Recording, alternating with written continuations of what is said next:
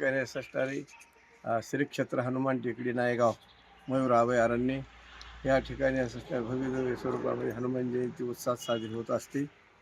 आथुलित बलधामं हेमशैलां देहं धनुजवनकृशानं ज्ञानिनामाग्रगण्यं सकलगुणनिदानं वानराणां देशं रघुपतिप्रियभक्तं वातजातनमाय. या ठिकाणी असणारी हनुमानजीची मूर्ती मोठ्या स्वरूपामध्ये या ठिकाणी 41 फुटाची हनुमानजीची मूर्ती आपण त्या ठिकाणी साजरी केली, त्या ठिकाणी तयार केलेली आहे. त्यामध्ये असणार लोखंड मोठमोठाले 32 MM गज वापरलेला आहे. सिमेंट खडी आणि त्या ठिकाणी ह्याच्यामध्ये तयार करून केलेली आहे. आणि त्याला तयार करणारे मिस्त्री मध्य प्रदेशमधून आणले होते.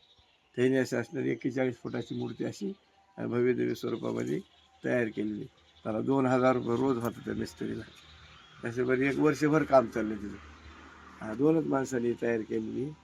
आणि त्या ठिकाणी असणारे मी कुठे त्या ठिकाणी आपल्याला त्या ठिकाणी असणारी जमीन 2 एकर जमीन होती ह्याला पैठणकडं, ती विकून आपण ही असणारी मूर्ती तयार केलेली आहे. आणि प्रत्येक हनुमान जयंतीला प्रत्येक पौर्णिमाला या ठिकाणी अन्नदान त्या ठिकाणी असणारं होत आहे भंडारा.